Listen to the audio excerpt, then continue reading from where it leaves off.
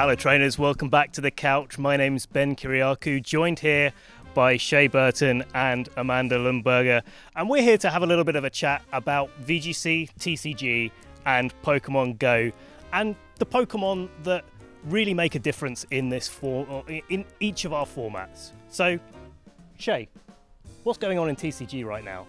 Well, at the minute in TCG, we'll say we've got about 3 main decks. The focal point of those decks are Gardevoir, Sableye and Lugia. They tend to be the sort of big poster boys of our format right now, all doing very different things, to be fair. You know, one deck's composed of like these little HP Pokemon that are just doing little attacks over the course of the game, and eventually you get a win. Lugia is just trying to get 2 Archeops into play very fast, and then you are slamming damage around the board. It gets a little bit out of hand, if I'm honest.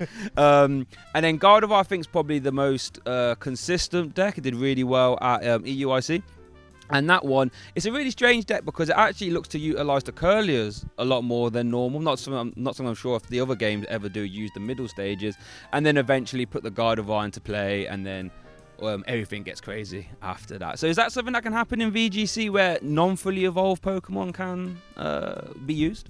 It happens occasionally. We've had formats in the past that do use those pre-evolution Pokemon that aren't yet fully evolved, and there's a few items that make that like really good to use. One in particular, Eviolite, Focus Sash being another one, because it doesn't matter how bulky a Pokemon is or how much health it's got, it's always going down to 1 HP. That's always pretty strong. But this format tends to use all of those fully evolved Pokemon, and tends to use them to much more effect than those not fully evolved Pokemon. Amanda, for Pokemon Go, is there any use for those sort of pre-evolution Pokemon at all? There are, because if we are discussing bulk, the middle evolutions are usually actually bulkier in the Great League than a lot of times the third form. However, it's not super common, especially in the meta that is going on right now. So I would say that the big ones that people will see in Pokemon Go are going to be Noctowl, Trevenant, and Lantern. And they make kind of this rock, paper, scissors scenario that makes it a little bit interesting to watch, but sometimes puts players in a pretty awkward position.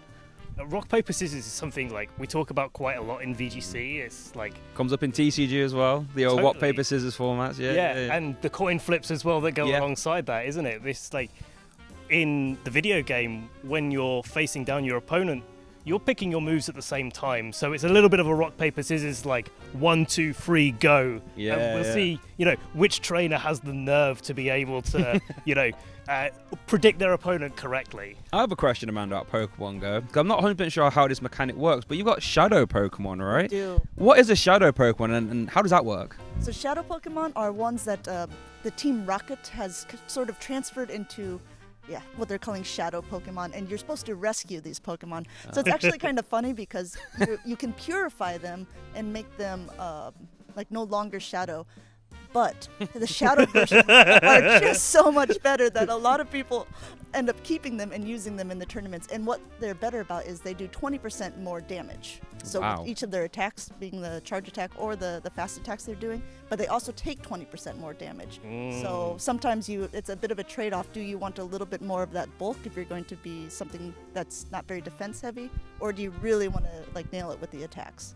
It sounds a little bit like in TCG where you have free prize card decks and 2 prize card decks and 1 prize card decks. Does that seem like it's something that factors into a lot of trainers' decisions for the decks they bring to TCG? Yeah, 100%. You can think of prize cards in a sense of VGC. You've got 6 Pokemon tradition. I know in VGC you only bring 4, but imagine a singles battle. Each trainer's got 6 Pokemon, and you win by knocking out your opponent's 6 Pokemon. In TCG, you have to take 6 prize cards, and that's where it comes in. But you can get certain cards that are worth 2 prize cards. So if you knock them out, you're a third winning the game, or even 3 prize Pokemon. And it can be a massive decision, deciding if you want to use these 2 or 3 prize Pokemon, because the power level tends to be much higher, right, for sure, but you're only 2 knockouts away from losing the game. And there's quite a popular deck now, Mew VMAX, which is probably the only meta-relevant 3 prize deck right now. And a lot of decks will play this 1-card answer that can knock out the Mew in one go with weakness, meaning if you're a Mew player, you always have to be sort of terrified of that 1-card Drapion V, it's called. Scary stuff. Do you ever get Pokemon out in VGC that are worth more or have like colossal high attack or damage or anything like this? Definitely. I mean, there's so many Pokemon because every Pokemon's totally different in their natural abilities. You get Pokemon that are naturally very fast, very offensive. Usually, that's at the cost of the ability to take hits.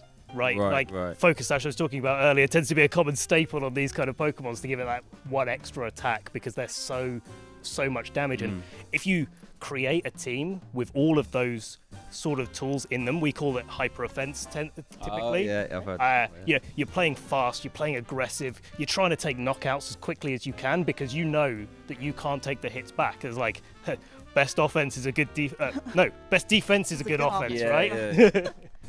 That's really good. While talking about strategy, I have a question. So it's a little bit of a controversial thing in Go, and I know all the card game and video game people think it's just a tap-tap game anyway. But we joke that there is a tap-tap strategy. So there are certain Pokemon that have turn durations that are longer. They're heavier hitting in their fast attacks. And sometimes in Go, you only get 2 shields. And sometimes you'll knock out, and you'll still have both shields because your opponent has just knocked you out with just fast attack energy. Is there anything similar that you could think of as a strategy that would be implemented in either the card game or the video game? There are decks, funny enough, like that Mew deck, for example, I was talking about earlier, that you could argue that's a sort of try and win the game in as few turns as possible. It will play a card called Judge, which will put both players' hand size down to 4. So what you're basically trying to do is turn 2, take a big KO, put your opponent's hand down to 4 cards, and just say, if you haven't got a response right now, you just lose. And that tends to be how that sort of deck works. But I guess similar to what you were saying about hyper offense, in TCG you can get super hyper offense decks where they try and win the game really fast, just don't give your opponent a chance to really do anything. I think the video game, the closest thing to those sort of decks or those sort of teams in Go would be Trick Room, and specifically the dedicated Trick Room teams where you're trying to reverse the speed order. Then you're taking like an early deficit to bring out your really powerful Pokemon. They're the fastest things on the field, and they do so much damage. And definitely a strategy we've seen at the regional level doing very, very well. So look out, Malmo. We'll see. We'll see what's coming in this one. But Shay, Amanda, great to see you. Great to talk about TCG. Great to talk about Pokemon Go, of course, as well. We're going to wrap it up here, and we'll be back to the action at the Malmo Regional Championships.